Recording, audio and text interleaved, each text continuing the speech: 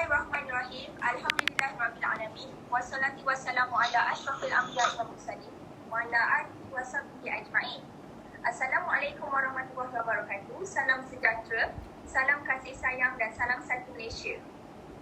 Bersyukur kita ke Hadrat Ilahi kerana izin serta limpah kurnianya dapat kita bertemu kembali dalam forum webinar. Saya Nur Yasmin binti Muhammad Syarudin sebagai pengerusi pada malam ini. Bersama saya di sini dengan rakan-rakan setugas saya iaitu Nurul Huda binti Huza yang merupakan ketua untuk program ini. Apa khabar Huda? Khabar baik Yasmin. Okey, Alhamdulillah. Seterusnya, rakan setugas saya yang kedua Ayu berbaju kurung, Amira Ariana binti Ahmad Al-Zahar, selaku penolong ketua program ini. Dan di sebelah kanan saya nampak pemalu tapi bijak berkata-kata, itulah Ilyasa bin Jamal. Kami dari Kolej Politek Marabangi telah ditugaskan untuk membuat khidmat masyarakat demi membantu dan berkhidmat kepada masyarakat setempat. Pada malam ini kita memanggil lagi tetamu undangan kita Encik Muhammad Iqbal selaku Setiausaha Agung Pertimah Malaysia sebagai tetamu webinar yang dilangsungkan oleh kami pada malam ini. Assalamualaikum Encik Iqbal. Waalaikumsalam warahmatullahi. Sihat semua? Sihat, Alhamdulillah. Cik Iqbal, apa khabar? Saya sihat, Alhamdulillah. Okey, untuk malam ni kita... Okey, mula-mula saya nak tanyalah adik-adik semua sihat Semua? Dah makan? Hai. Dah. Bagus. Okey. Okey, jadi malam ni saya...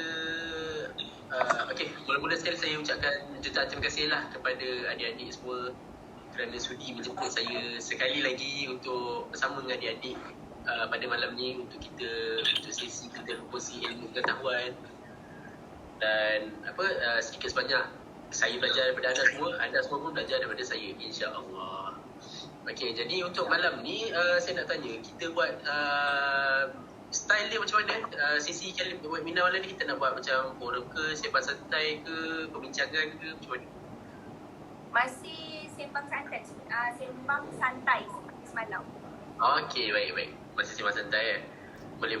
Jadi saya mengharapkanlah semua peserta yang ada pada malam ni kita secara proaktif mengadakan perbincangan secara dua hala. Kita bukan setakat saja bersembang tapi kita berkongsi ilmu.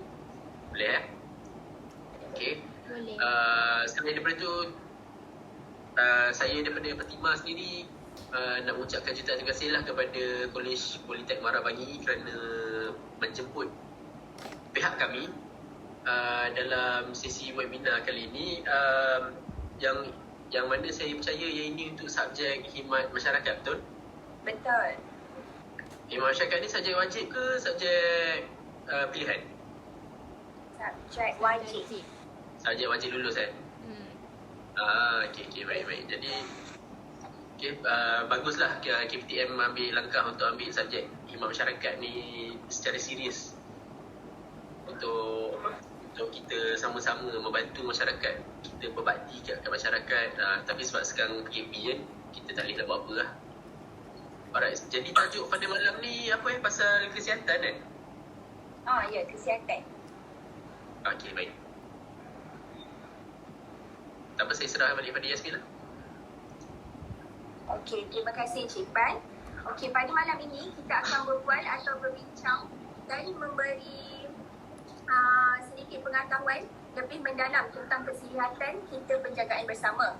Sudah sedia maklum, dewasa ini masalah kesihatan dalam kalangan masyarakat Indonesia boleh dikatakan berada dalam tahap yang agak membimbangkan semua pihak.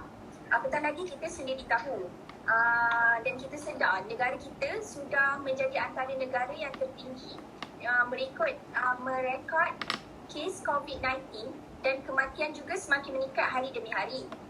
Maka saya di sini berharap semua yang menghadiri webinar kita pada malam ini sentiasa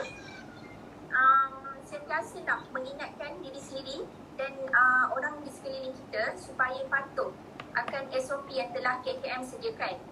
Kalau tiada hal penting, tolonglah duduk rumah. Kita perlu menggunakan konsep kita jaga kita. bagi saya untuk tangani masalah kesihatan ini, kita perlu melihat dalam skop yang lebih besar jika ingin selesaikannya. Saya terangkan dulu definisi kesihatan.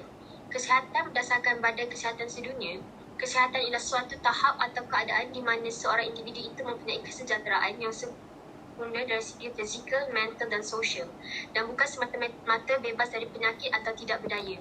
Menurut Kamus Dewan, kesihatan adalah berhubung dengan sihat, kesegaran, kebaikan keadaan badan dan lain-lain. Boleh awak jelaskan sedikit maksud sihat ni adalah sesuatu yang besar. Apa maksud awak sebenarnya dekat situ? Apabila saya cakap kesihatan ni sesuatu yang besar sebab dia tidak tertumpu kepada dari segi fizikal sahaja, macam apa yang saya dah nyatakan di atas, sempurna dari segi fizikal, mental dan sosial. Sihat ni, apa yang kita faham, dia tak ada penyakit, dia tak ada kanser, dia sihat. Tapi tak sebenarnya. Kalau dia happy, dia ada family bahagia, kawan-kawan dia baik, so kat sini kita dapat tahu dia pun mental health dia pun sebenarnya sihat. Sebab orang selalu pandang kesihatan ni sebenarnya daripada segi fizikal. Apa yang orang tak nampak tu bukan kesihatan. Itu yang dapat saya terangkanlah kepada Yasmin. Okey, terima kasih Ariana dan Huda yang telah menambah ilmu kita tentang maksud kesihatan. Tu kesihatan ni tidaklah datang dari penyakit semata-mata. Dia juga datang dari kehidupan sendiri kita, seperti mana Ariana dan Huda telah jelaskan tadi. Ariana, boleh saya nak tahu penyakit fizikal apa yang sering dihadapi oleh rakyat Malaysia? Penyakit yang sering dihadapi oleh rakyat Malaysia adalah sakit jantung, kencing manis, darah tinggi. Kalau kita perasan, ini adalah penyakit 3 serangkai dan penyakit ini seramai 1.7 juta rakyat Malaysia telah menghidap penyakit ini dan tipulah kalau kita cakap di antara kita tak kenal pun orang. Okey, dekat sini kita nampak 29% rakyat Malaysia pada tahun 2019 mengalami penyakit kesihatan mental ataupun mental disorder yang mengganggu mental mereka. Pada 2019 ni macam yang kita tahu, tahun sebelum COVID lah ataupun tahun tu kita tak ada lagi lockdown, kita tak ada lagi SOP, kita tak ada lagi PKPB macam sekarang. So kan sekarang yang kita berkurung di rumah, kita menghadapi masalah krisis kewangan, kita menghadapi masalah dari segi pembelajaran, kerja, pergerakan. Maknanya saya rasa statistik tu akan lagi meningkat lah, melampau. Itulah antara ciri-ciri kesihatan mental kita menjadi lebih teruk. Jadi apabila dah Jadi apabila kita ada ciri-ciri ni, apa yang kita perlu lakukan sekiranya kita merasa kesihatan mental kita terganggu ataupun lebih teruk, kita hendaklah berjumpa dengan pakar. Sebab apabila kita berjumpa dengan pakar ni, kita akan lebih tahu dan mungkin penyakit tu lebih daripada kita sangka. Mungkin kita rasa, oh ni tak ada apa-apa ni, lama-lama okey lah ni. Tapi mungkin lama-lama benda tu lagi teruk. Bila kita jadi student, kita akan banyak mengalami pada umur kurang daripada umur 18 sampai ke 20, 23, 24, 25 ni, sedang macam saya sekarang umur 25 dan saya masih lagi mempunyai masalah-masalah juga sebenarnya. Jadi pada umur-umur macam ni, kita akan banyak menghadapi masalah-masalah gangguan mental. Dia bukannya yang kata kita ni ada masalah mental, tidak. Tapi emosi kita akan mudah terganggu. Kita akan dibebani dengan macam-macam benda. Orang panggil apa? Midlife crisis lah macam tu. Dengan bebanan kerja. Lagi-lagi macam contoh orang yang ada pegang satu position macam MVP, SRC, presiden-presiden gelap yang join benda-benda macam ni, dia akan ada sedikit pressure lah. Jadi apa yang nasihat saya lah, sebab saya dah lalu benda ni, kalau korang rasa korang stres, korang ada masalah, jangan simpan, share dengan kawan-kawan. Sebab daripada bila korang rasa macam benda tu tak ada berguna, mungkin korang rasa tak ada berguna, tapi dalam secara tak sedar, bila korang cuba melepaskan satu benda dekat orang lain dan ada orang yang mendengar, korang akan rasa lega.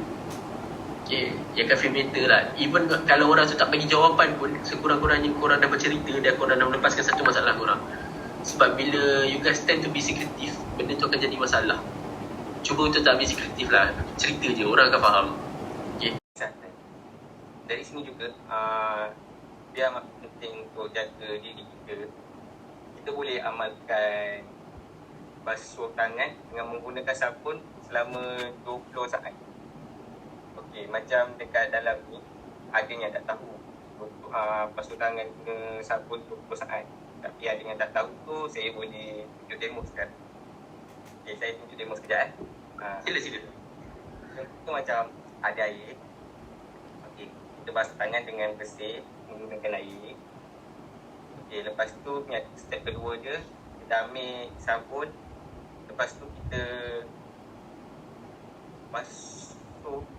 sabunkan tangan kita sampai berbuih. Okey, step ketiga baru kita sental tangan kita selama 20 saat. Kalau macam siapa tak nak kira 20 saat pun, dia boleh macam nyanyi. Macam saya menyanyi lagu Happy Birthday tu kan. Boleh saya tahu tak cara nyanyian tu macam mana? Oh, cara nyanyian dia senang je. Dia macam dia tak payah nak ada intonasi ke apa. Kita tu macam Happy birthday to you, happy birthday to you, happy birthday to sesiapa. Tapi dua kali.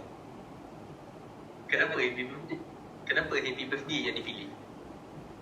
Sebab bagi saya macam satu lagu dia tu, dia bagi dia 10 saat. Oh, okey, faham. Okay, Sebab kita tak tahu tak apa, mesti ada tujuan kenapa dia pilih lagu tu kan. Lepas tu saya nyanyi lagu dia tu bukan. So nanti dah lupa. Alright. Okay, saya nak tambah sikit. Okay, yang itu pasal basuh tangan. Korang tahu tak kalau pakai sanitizer sebenarnya berapa saat untuk sanitizer tu berkesan? Setengah jam. Setengah jam? Nak sapu setengah jam tangan Tak. Apa betul? Soalan saya, bila kita letak hand sanitizer, kita kena sapu tangan kita berapa saat untuk hand sanitizer tu berkesan? 1 minit. Tidak. Okey, untuk kalau tak silap saya lah, ini saya bukanlah kata ni, tapi benda yang saya pernah dengar, kalau ikut by research, dia kata sanitizer ni akan berkesan kalau kita sapu tangan ni, dah pakai, kita apply sanitizer ni, kita gosok-gosok ni selama 7 saat ke atas baru ada efek. Selalu kan kita so benda-benda tu tak kurang efektif. Jadi kita kalau okey. Betul. Tahun 2020 ada penambahan pada piramid makanan kita. Sebenarnya piramid makanan kita bawah sekali dah bukan karbohidrat. Maknanya bawah sekali apa? Okey, Arena saya boleh take over presentation ke? Saya nak kejap. Boleh kejap. Boleh share now. Sekejap. Kenapa saya tak boleh share? Saya daripada semalam saya cuba untuk share. Tengok dekat sini piramid makanan ni. Nampak tak bawah sekali adalah sayur-sayuran dan buah-buahan. Dia duduk paling bawah. Oh. Sayur-sayuran dan buah-buahan kini di bawah dengan saranan pengambilan sekurang-kurangnya 3 saja sayur dan 2 saja buah. Jadi karbohidrat dah naik atas dekat bahagian nombor 2. Faham? Kumpulan karbohidrat ini di atas 2 dengan saranan pengambilan 3 ke 5 saja sehari. Yang ini pada tahun 2020. Kenapa? Persoalan saya. Kenapa yang karbohidrat dah duduk dekat atas? Agak-agak pasal apa? Ini kita fikir secara logik lah. Saya tak nak fikir pasal dalam karbohidrat tu ada banyak benda. Gula. Tak Okey. Tu mungkin. Tapi sekarang ni kalau kita perasan trend hidup kita dah berubah. Kalau dulu orang Malaysia, kita banyak bekerja di ladang, kita banyak bertani. Kita banyak melakukan kerja yang memang berat dan memerlukan tenaga yang tinggi. Jadi karbohidrat ni, kalau kita belajar chemistry ni, dia punya release of karbohidrat sangat-sangat slow. Okay, karbohidrat kalau kita pecah dia akan disimpan dalam badan dalam bentuk glukos. Okay. Jadi apa yang sebabkan sekarang kalau ikut statistik Malaysia adalah negara yang paling gemuk dalam Asia Tenggara. Betul. Sebab dengan nisbah, kita tunjuk benda paling senang. Mana? Mana infografi tu? Nampak skrin saya? Nampak. Nampak? Nampak. Penduduk Malaysia cakap rekod penduduk tergemuk tertinggi di Asia. Kita tak silap saya, nisbah kita sekarang adalah 1/2 orang. Orang gemuk dengan orang biasa lah. Tak, ya. Oh. Ya. Ini child obesity lah, tengok. Child obesity kita nombor 2. Tapi kalau sekarang ni kita adalah nombor 1 paling gemuk. Yes, tengok dalam gambar. Okay.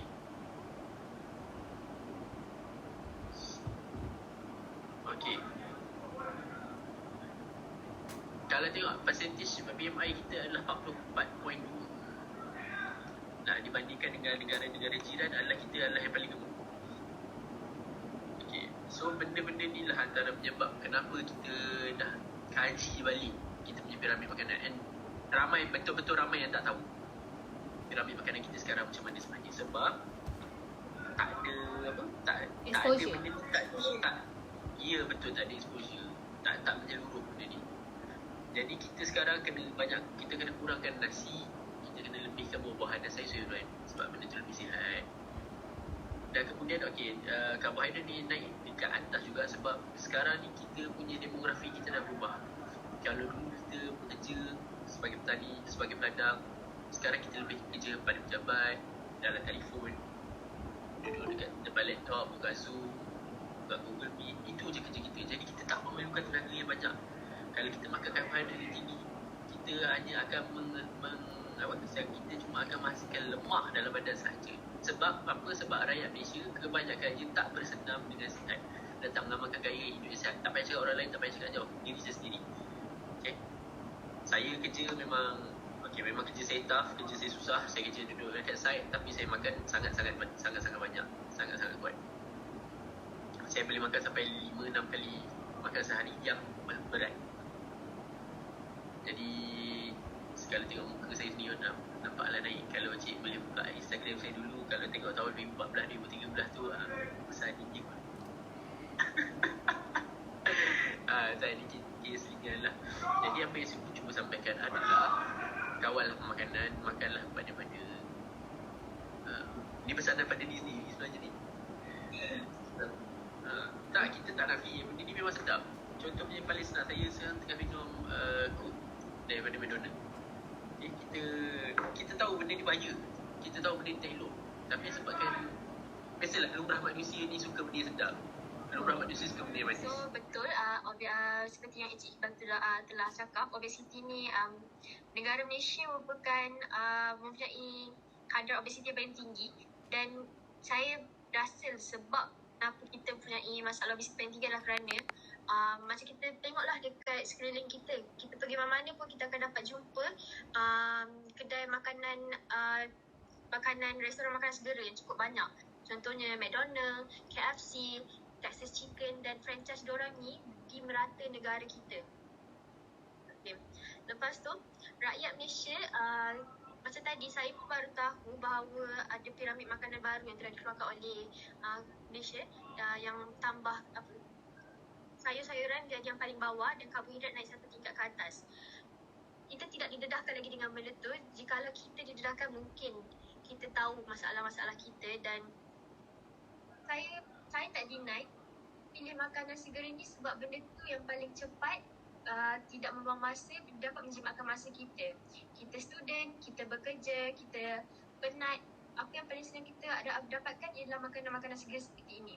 So saya akan berkongsi tentang cara untuk mengatasi masalah obesiti ini. So pertama sekali adalah dengan mengamalkan pemakanan yang sihat.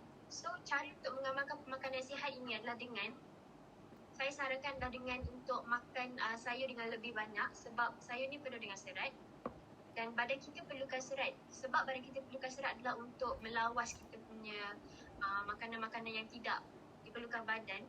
Dan sebab nak makanan yang sihat, kita kena kurangkan gula dalam makanan. saya tidak cakap untuk tidak makan gula langsung sebab badan kita masih perlukan gula. Tapi kalau berlebihan gula tu akan bertukar menjadi lemak. Kalau gula tu berlebihan sebab badan kita tidak perlukan sebanyak gula. Dan minum air kosong lah, benda tu benda yang paling basic. Mak-mak kita pun selalu ingatkan kita, okay, minum air masak. Sebab badan kita, percentage badan kita, 60% daripada badan kita adalah air. Dan selain daripada itu adalah dengan menghadkan penggunaan gadget dalam seharian. So kenapa saya cakap menghadkan penggunaan gadget dalam seharian? Seperti, sebagai contoh, saya sendiri, kalau saya main phone ataupun saya mainkan gadget-gadget saya yang lain, saya akan duduk di satu tempat pada masa lama. Benda ni bagi saya bergerak, saya sakit kepala sebab saya akan buka satu gadget je. Macam saya tu phone saya je, saya tak tengok benda lain. So benda tu boleh, kenapa saya cakap obesity boleh datang pada gadget ni saya, sebab kita malas nak bergerak. Kita malas nak buat apa-apa sebab kita rasa macam semua benda dah ada kat hujung jari kita. Kenapa kita kena bangun? Kalau saya nak tengok TV, saya tak perlu pergi ke ruang tamu, saya hanya boleh tengok daripada phone saya je. Itulah yang saya cakap masalah obesity ni datang pada tu sendiri. Kalau kita duduk lama-lama pun, semua orang tahu kita punya badan boleh sakit, kita boleh dapat damage back. Saya bersukan lah, sebab macam mana nak hilang kita punya lemak-lemak dalam badan kalau kita tak bersukan. Bersukan ni bukan je dapat hilangkan lemak-lemak dalam badan, kita boleh keluarkan toksik juga. Dan selain badan kita kekal sihat, kita tak lesu, kita senang bergerak. Obesity ni satulah, bila kita obes ni, badan kita besar, kita susah nak bergerak, kita jadi malas. So banyakkan bersukan, dan macam dah cakap, tak payah bersukan berat-berat, cukup sekadar jalan 10,000 tapak sehari. Langkah sehari dapat menolong lah. Dan last sekali, kalau ada obesity ni, kadang-kadang diorang ni macam tak ada will pun nak hidup. Diorang tak tahu nak buat apa. Diorang rasa macam everything against them.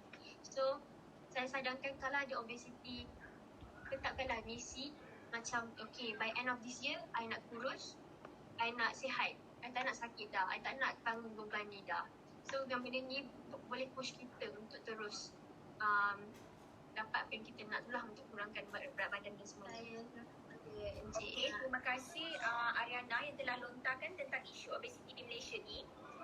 Di samping itu, seperti apa yang Huda kata tadi, tentang kita perlu jauhkan tekanan dari kehidupan seharian, dan boleh saya minta Idullah Ilyasa untuk terangkan cara-cara mengatasi masalah stres. Sebelum tu dengar tak suara saya? Dengar.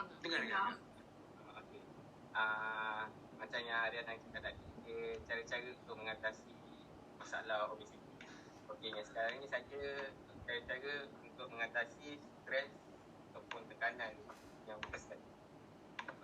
Yang pertama, dia mempelajari kawalan emosi sendiri.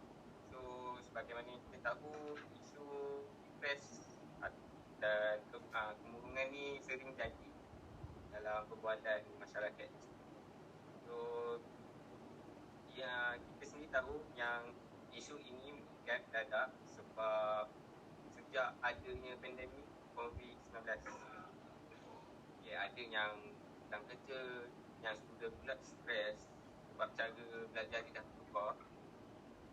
Ada yang tak boleh langsung berniaga seperti dahulu. Contohnya macam kereta kecil yang kat tepi jalan tu, semua dah kena tutup.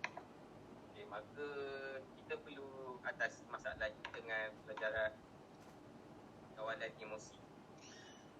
Kita ada jenis-jenis tekanan. Ada yang sederhana, ada yang tekanan yang berlebihan, di mana dalam jangka masa panjang dan langsung tidak dapat atasi oleh diri sendiri. Kalau kita biarkan benda ni berlaku, dia akan menjadi kesan yang negatif sehingga ada yang bawa sampai maut. Setahu saya, JKM sendiri telah memperkenalkan kaedah atau cara untuk mengawal masalah dengan iaitu kaedah 10. Boleh saya nak tahu kaedah 10P tu macam mana Idullah? Kaedah 10P ni saya tahu saya tahu kaedah dan saya tahu 3 kaedah yang paling atas saja. Boleh buat tutorial tak? Oh, tutorial. Boleh. Okey. Kalau kamu semua nak ikut pun boleh. Okey. Pertama, dia perlu macam duduk tenang macam biasa. Bagi selesa lah. Lepas tu, macam tarik nafas dalam. Tarik. Lepas tu, kita katakan dalam diri kita, relax. Macam tenang. Dia boleh hadapi dia semua. So, yang 3 kaedah tu je saya tahu. Okey, dia punya seterusnya, poin yang kedua, berkongsi masalah atau cerita tentang perkara yang terjadi pada individu yang dipercayai. Okay, kadang-kadang kita perlu cerita tau dekat orang lain untuk kita tak rasa sangat beban tentang tu. Dan kadang-kadang kita juga perlukan pendapat pada orang lain. Contohnya kita macam kena marah dengan contohnya dapat kerja dengan bos tentang tugasan yang kita. So kita kena try pandang positif. Kita tak boleh jadikan benda stres. Betul, saya setuju. Kita kena try cari kawan ataupun seorang individu yang boleh kita percaya, kita boleh kongsikan masalah tu dan kita boleh mintakan dia pendapat.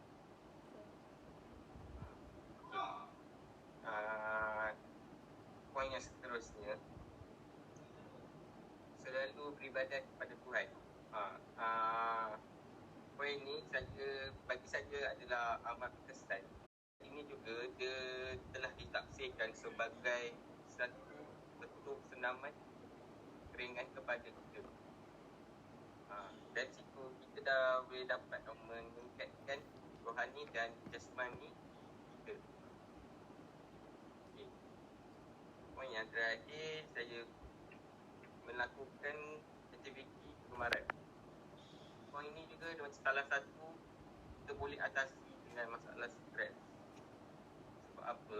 Sebab bila kita lakukan aktiviti kegemaran, contohnya kita main bola ke, game ke, pergi shopping, pergi keluar riadah, dan banyak lagi lah, macam-macam lagi yang boleh hilangkan stres tu. Dapat rakan-rakan saya dan Encik Iqbal sebentar tadi. Perbincangan malam ni sungguh hebat bagi saya. Diharapkan ianya dapat dijadikan pengangan dan panduan oleh masyarakat setempat kita.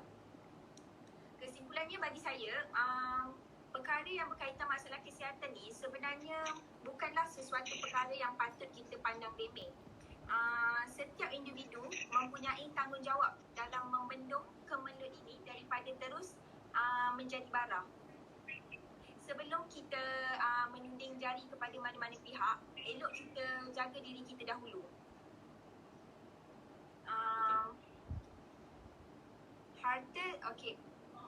Kata-kata Mahatma Gandhi, harta sejati adalah kesihatan yang baik, bukan emas dan perak.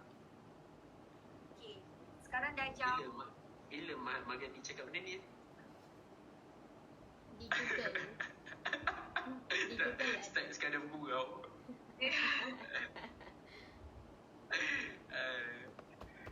Okey, nampaknya masa amat mencuburi kita. Maka dengan tidak membuang masa lagi, saya ingin mengucapkan ribuan terima kasih kepada rakan-rakan setugas saya dan tidak lupa Encik Muhammad Iqbal selaku Setiausaha Agung Agensi Pertima kerana sudi meluangkan masa beliau sekali lagi untuk bekerjasama bersama kami pada malam ini.